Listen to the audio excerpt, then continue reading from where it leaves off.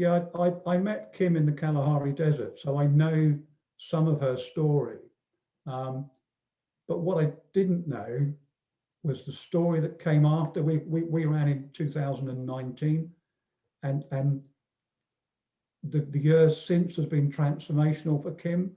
And I didn't pick up on that until recently. And when I did, I thought, yeah, she'll be a great speaker. And then when she put her bio up, she described herself as a desert tortoise. And I panicked because I thought, I can't remember whether Kim finished in front of me or behind me during the last Kalahari. So I checked the results, and fortunately, I finished just in front of her.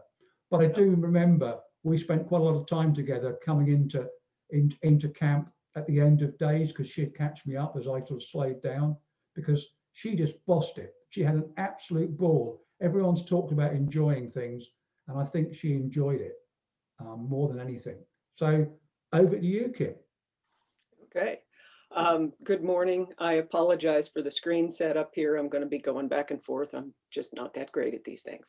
But first of all, thank you, Ed, for including me in this. I'm really, just the little bits that I've heard since I came on.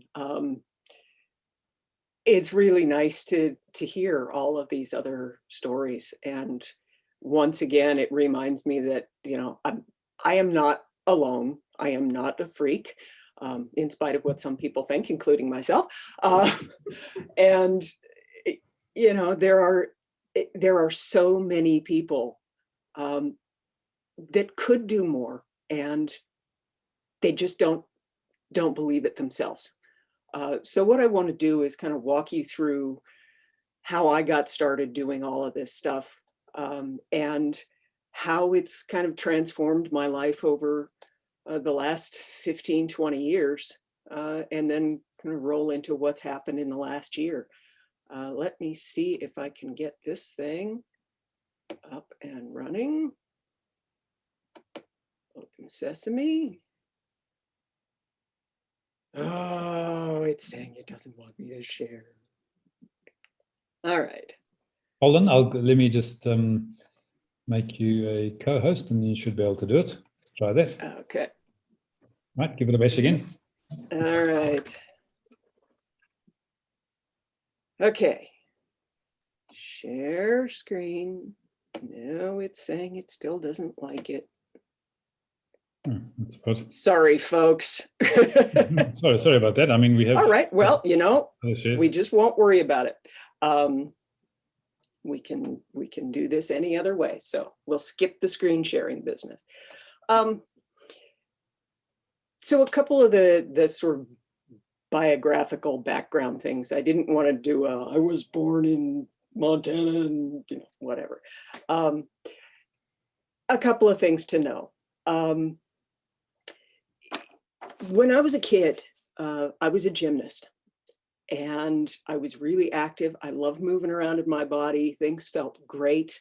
And I decided I really wanted to be an astronaut, or an aerospace engineer, or a space medicine, something with that. But I was having trouble with math.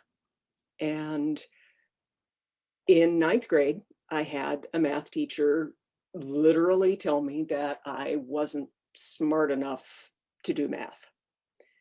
And I bought it, hook, line, and sinker.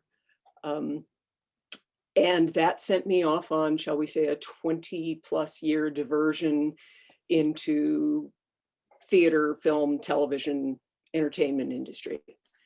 And I learned a lot there, and I had a good time. But, you know, there was an awful lot of stuff that I wanted to do that I was just really afraid of. But being in that industry, I eventually ended up in LA, which is where I started running and getting to know what I was really capable of. The other thing that you should know is that when I was 18, my dad died in a boating accident. And I went from being this very happy, confident kid who was like a fish, to being afraid to get in more than a bathtub's full of water. And my whole life was very much about being afraid of things and trying to figure out how to avoid things. So when I was in LA, I was working in a job that I absolutely hated, putting crap programming together for Fox Television, and drinking way too much and smoking and generally being, as a friend of mine put it, a miserable cow. But I met a gal from Norway who wanted to go out and go hiking and fishing. And she's one of these really tall people that's mostly legs, and I'm about this high and mostly body. And she'd go busting up these hills, and I went like mad to try to catch up with her. And then we started running down. And in the process of just running down and having to jump over things and skip over things, I really started having fun. And starting to think about this. I want to have more fun in my life. I'm tired of being frightened all the time. And this friend was really wonderful in a lot of ways. She encouraged me to follow up on something I'd been doing for a long time, which was doing massage. And I ended up getting out of the industry, going to massage school, and ended up teaching there. And one of the people that I met there said, hey, we know somebody who's going through leukemia right now. I had a in-law that was dealing with leukemia. And David said, why don't we do team and training? Raise money for Leukemia and Lymphoma Society. We'll do the LA Triathlon, which is an Olympic distance thing. And I thought, great, I can do this. This is wonderful. Insert the bleep machine there. That means I have to swim. And by that point, I was comfortable with running. I wasn't great at it, but I enjoyed it. And I was okay on a bicycle. But the swimming was something that was really terrifying. And I was fortunate enough to hook up with somebody who, he was a mentor in the team and training program. And he would come in to our swimming workouts. And we'd stand by the side of the pool and hold on to the side, and I'd put my face in the water and learn to turn my head and take a breath and go back and get used to really seeing the water moving up into air and then back into water and up into air, which was the thing that had been filling nightmares for me for so many years. And he really helped me to get past that. And I'll tell you, man, when I get out to do the swim,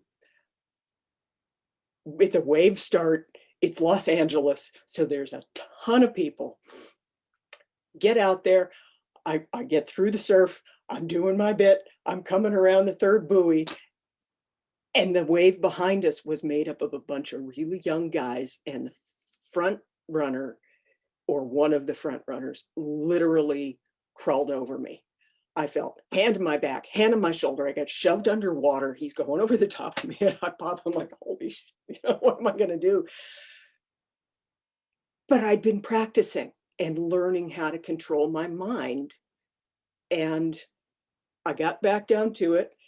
I'm swimming into the shore, try and wave surf to get a nice, rush coming up to the beach. Mistimed it, got tossed tail over tea kettle. And I hit the beach, and I stood up and started running. And pardon my French, but I thought, holy shit, I did it. And that the rest of that race is just a blur. I was so warm and so giddy. It was just amazing. And I thought, I did this. Nothing's ever going to scare me again. Horse hockey. This is not to say that I have not been scared, but going through that really helped me realize that being active, being back in my own skin, getting comfortable in my own skin again, could really help me get through a lot of things. One of the things that came out of that experience was the fact that I realized that my 9th grade math teacher was full of buffalo biscuits. And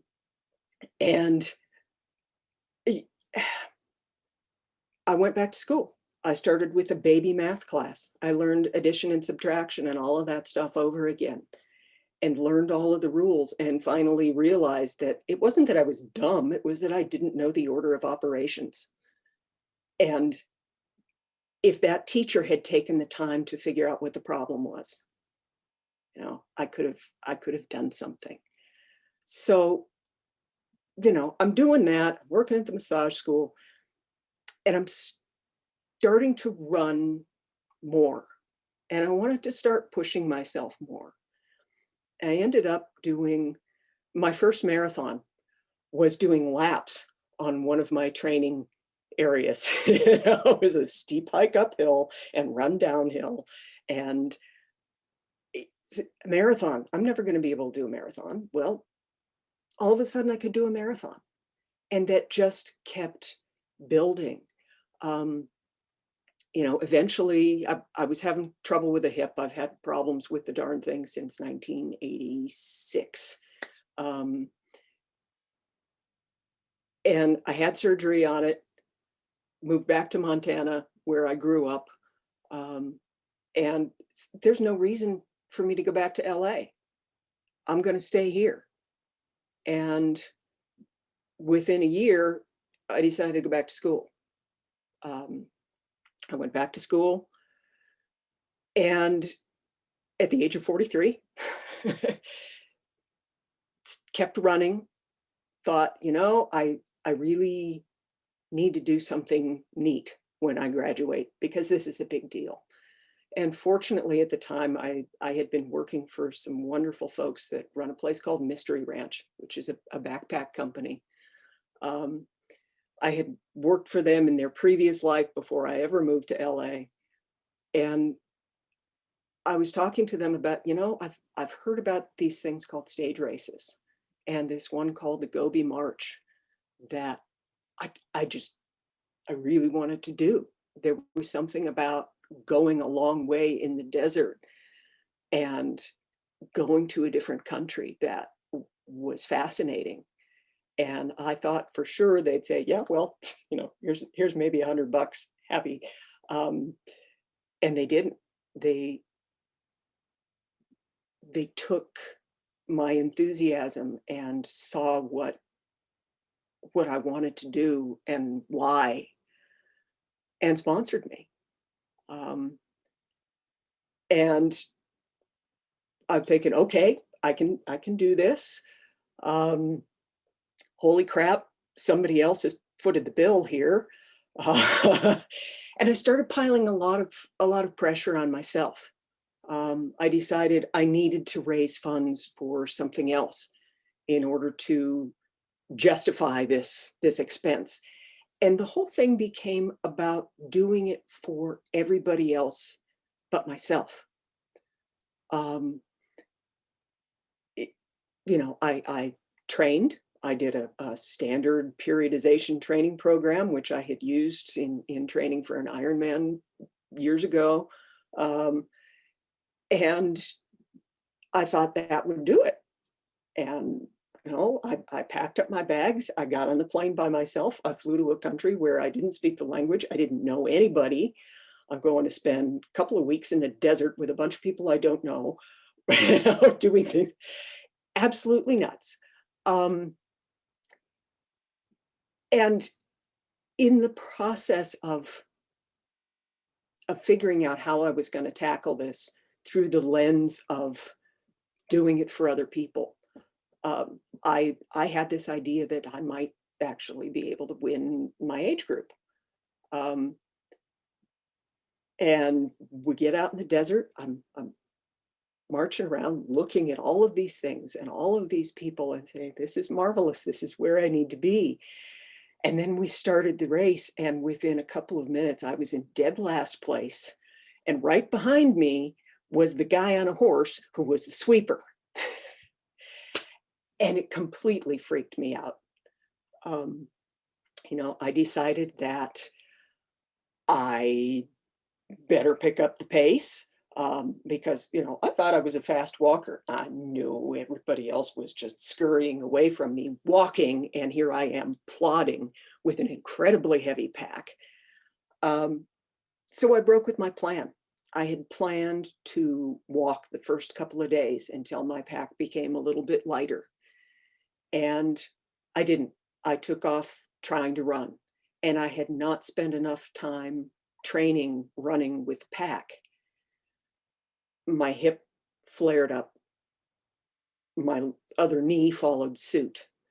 You know, just a side note as to why I love doing these things. We went through this area that was right along the border with Kazakhstan. And the Chinese government, you know, they had people out there keeping an eyeball on us. We could look up on the hill and there's a bunch of guys up there with their binoculars keeping an eye on us. And they insisted that we have escorts going through this area. So here I am in last place with the guy on the horse, not too far behind, trying to boogie through this, not doing well, with a member of the Chinese military who was trying to practice his English. And, you know, his English was infinitely better than my non-existent Chinese. And we come up on this camel. And the camel looks at him and he just goes right by and it's not a problem.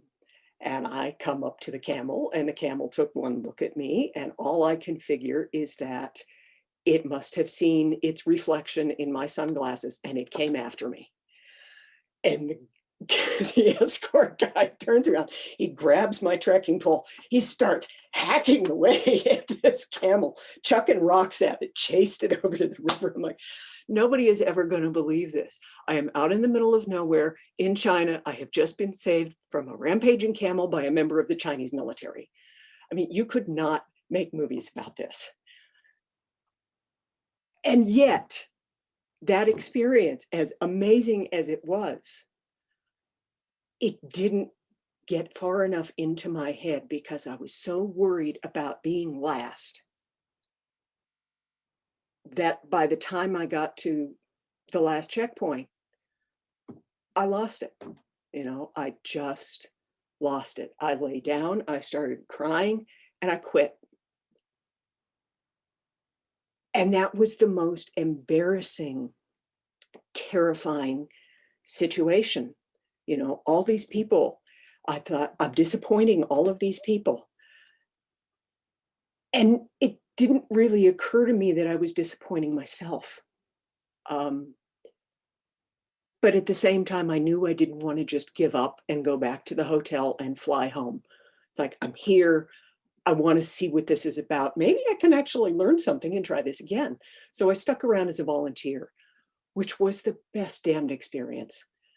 You know, I saw people who were absolute animals running. I could never run like that in a million years.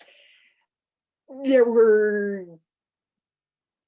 was one in particular that I didn't like his attitude. You know, for him, it was all about winning and being the best guy out there. And yet there was another guy who was in my tent. He was from Turkey, you know, we couldn't converse at all, but a really sweet man. And he was always there watching other people come in and always being supportive of other people. And, you know, I watched him, I watched these other people who walked the whole thing, and they'd come up to the finish line and they'd do this little dance. Thank God I don't remember right now the name of the song that was very popular. It was one of these K-pop things.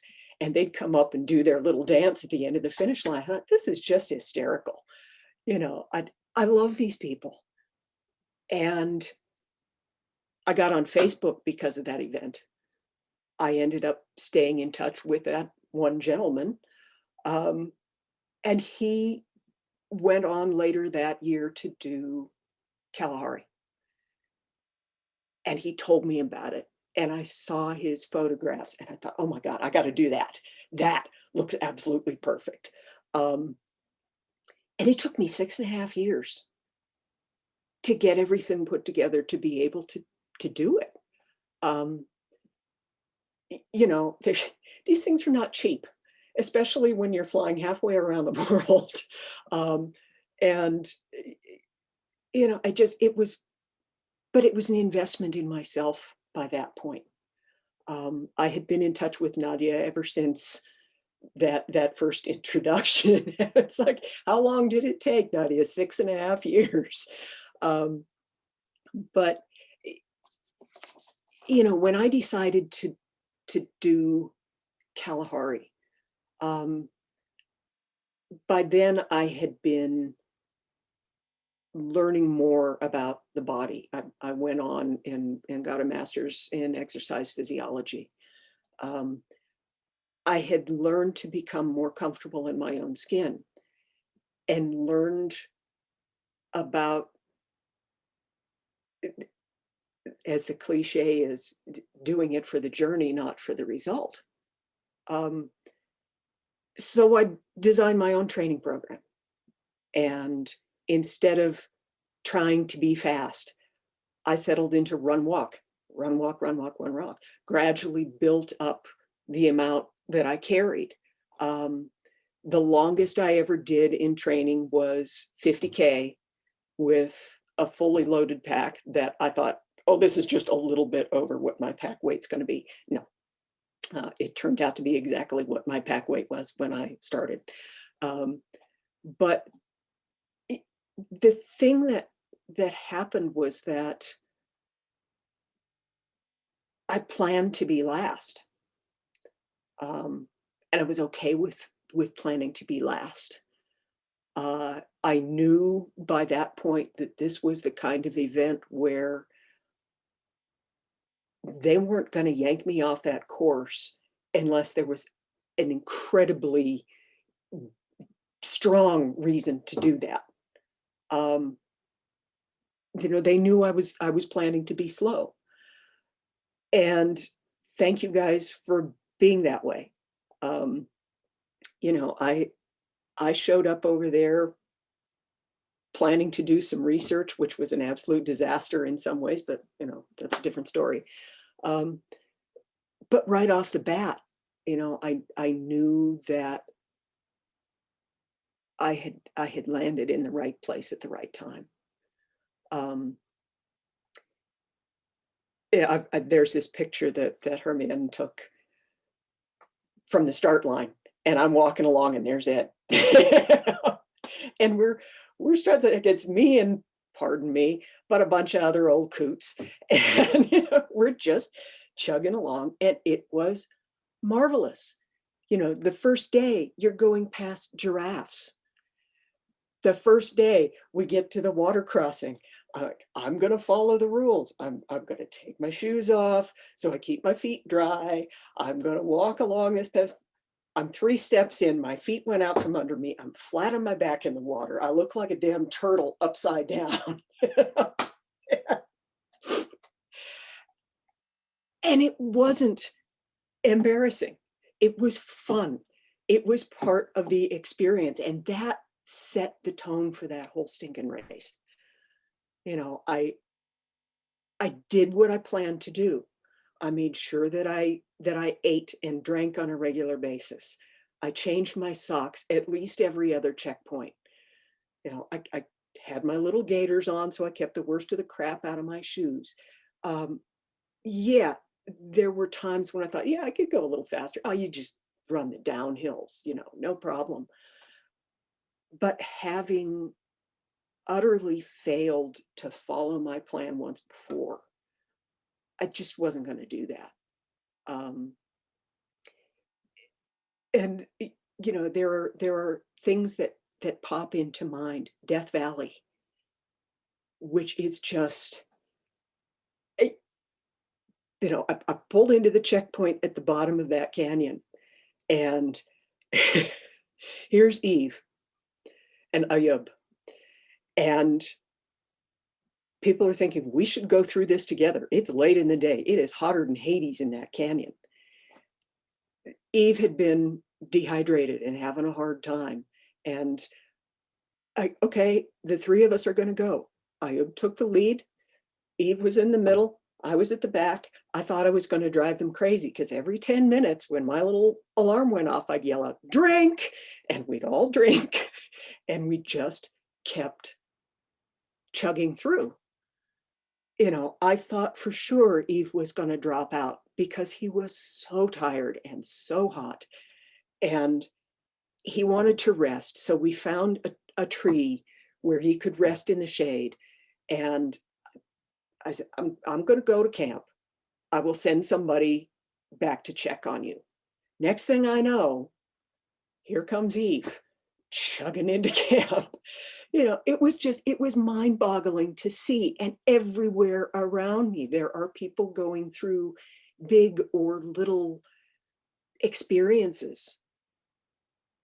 And we literally were all in that together. You know, the night thing, I had this picture I wish I could show you of that I took on my cell phone. I left the checkpoint. I'm starting into the desert. The sun's going down. And I'm thinking, holy shit, I'm walking into the middle of the desert by myself at night. This is so damn cool. You know? And there were just so many little things like that. And I had this idea that when I finished, I was going to be all, you know, yay, dancing across the finish line. I crossed that finish line and just, it all hit. All of the years of having been afraid of things, having the thought that I was never going to be good enough. I was never going to be strong enough. I was never going to be fast enough. I don't know what I'm doing. I can't do all of this. Everybody else is special. All of that shit hit. And you know, the pictures of me at the finish line, I'm a disaster. I don't know what just happened there, but you know, now I don't remember what I was talking about. Finish line, you know, I'm crying, man. I'm just crying. There's a picture of me over Nadia's shoulder going, you know. And I had to be by myself for a while. And I went and I sat down at a little picnic table. And probably 15, 20 minutes later, here comes Fergus. Fergus had a heck of a time. He ended up dropping. And he came over and just talked to me and helped me get through that and see. And, you know, it was days before I felt like I had my feet back on the ground again. But, you know, all of these experiences have added up to the point where, okay, I just lost my primary job. There is no research work going on right now because I have to be in close proximity to people who are breathing heavily. I can't do that. You know, what am I going to do? Well, I'm trying to figure out if I can actually go and get my PhD. I've been thinking about that for a long time. And yeah, it's scary, but knowing that I have gone through knowing that I have gone through all of these other things makes it a lot less scary. And what I'm trying to do now, I just launched a coaching program that is geared towards ordinary everyday Joes, because I honestly feel that going through events like this, learning how to challenge myself and learn physically what I'm capable of has driven the mental change and the emotional change of understanding what I'm capable of. So I'm really hoping that, you know, we can get out there. If there's one thing that I want people to get, it's that, yeah, it takes a lot of work, but you really can do a whole hell of a lot more than you think you're capable of. You just have to give yourself permission to do it. And I think on that note, I'm I call it quits, because that's where I'm at these days. You know, it's a new challenge. Thank you. Great, thanks so much, Kim. Yeah, it's amazing, you know, the stories of courage and perseverance that we've heard today, and ending with yours, that, you know, it's actually cool to be planned to be lost sometimes, and but the fact that you went into it with the anticipation of the experience, and the knowledge that was your goal was to finish, I think was so profound for me. You know, it's not always about winning, it's about really enjoying that experience and taking the most out of it. So love that. Thank you. I have to say that my plan to win is to keep going long enough to be the only person in my age group, because that's the only way I'm ever going to win my age group. You're going to have to chase Alison for that one. So yeah. I think so. I think that was amazing, Kim. And I think the very beginning, I said that everyone's got a different story to tell, but with the same message. And I think that came across very strongly in what you said. And yeah, I wonder what that maths teacher thinks now. We could see you now, what he'd think, because you become a scientist, you're thinking about doing your PhD, you've achieved something quite incredible. Just interesting, one of the pictures the picture that Ivan put up previously, there was a lady holding a video camera. That was my daughter. So I think for me and for you, that race has special memories for all sorts of reasons. And yeah, Eve, who you talked about, he didn't finish it one time and he came back to finish it. And that Death Valley you mentioned, well, that's a favorite place of Estien's because he broke his arm there one time. Oh, now I get it. So anyone got any questions for Kim? Fascinating. And thank you for your honesty as well, because I think that's what's come through today is people have been very honest with what they've said. So any questions?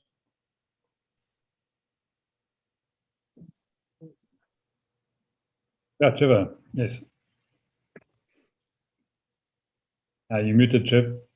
Sorry. There we go. Come to you next, Harry. Do you have a favorite running book that you refer to? I noticed you've got a lot of books behind you, and I just wondered if any of them were running and which was your favorite. From here over to here, a good chunk of this is all running. Actually, I would have to say probably my favorite book that's related to this kind of thing is not specifically about running. It's called Walking the Gobi. And it's by, what the heck is her name?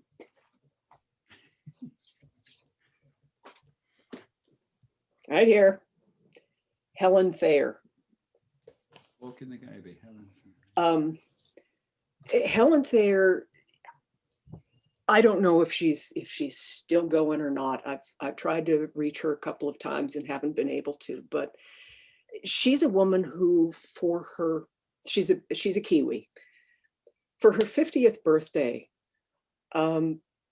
she was the first woman to ski solo to the North Pole. Just her and a dog. She was in her late 50s, early 60s. I think her husband was in his late 60s when they crossed the entire Gobi from west to east in the summer. The two of them have done amazing things. They spent a year living very close to a wolf pack in the Yukon. But Walking the Gobi was really the book that got me started on wanting to go long distances. And so much about my love of deserts, I think, started with that book. I can't recommend that one enough.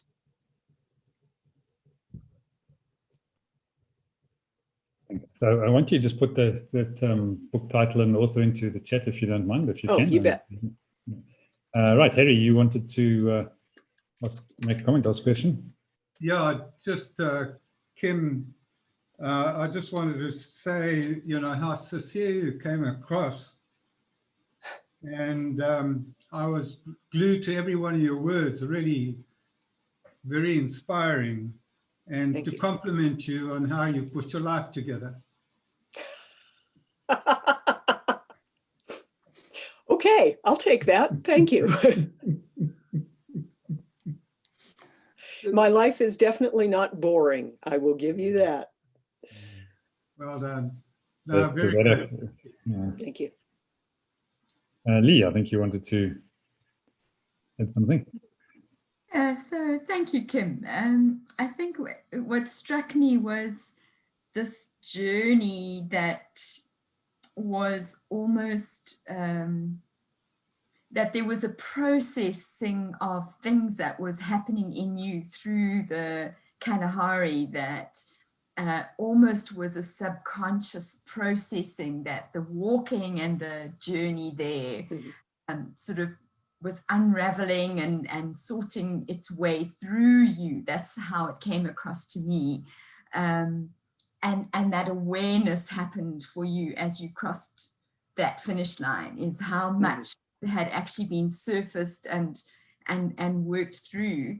And I guess my question from there is what's changed as a result in your life? You know, how, having kind of washed out a lot of that stuff in the desert, where do you find yourself now?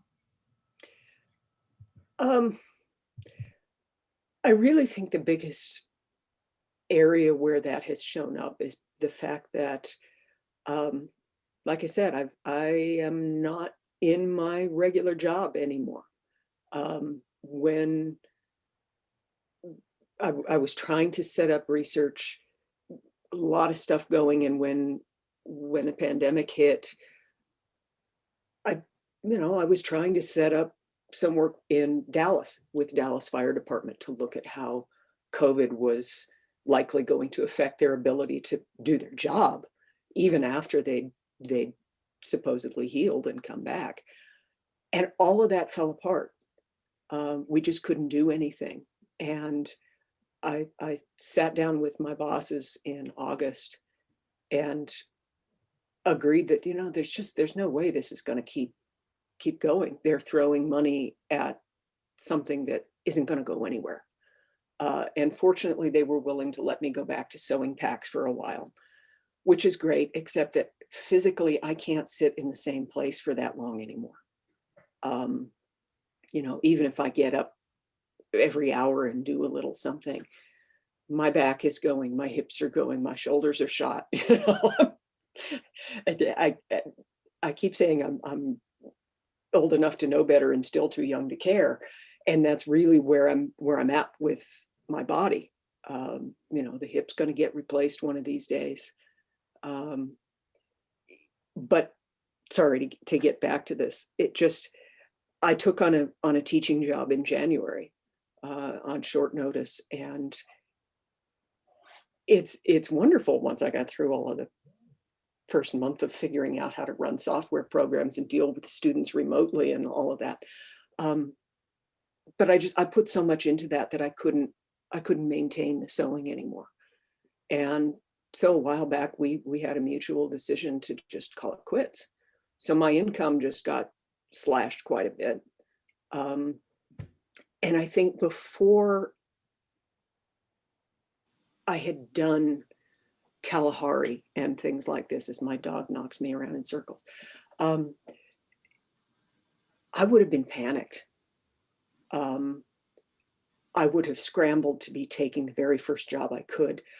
I would have completely screwed up teaching. And yeah, that's been affected, but I've learned that I cannot panic, and I can figure things out. And hell, I've survived a lot. You know, I'm very fortunate that it hasn't been things like cancer and heart attacks and all of that. But we all have our own histories. And I think doing Kalahari, doing the DNF, which in some ways was an abject failure, in other ways it was absolutely the best thing I could have done. I've learned to accept more about controlling the things that I can control, and otherwise just facing downstream, tucking up my knees and bouncing off the rocks until I hit an eddy. You know, it's been very, very helpful that way. And it's not that I'm not stressed, but it's not overwhelming as it used to be.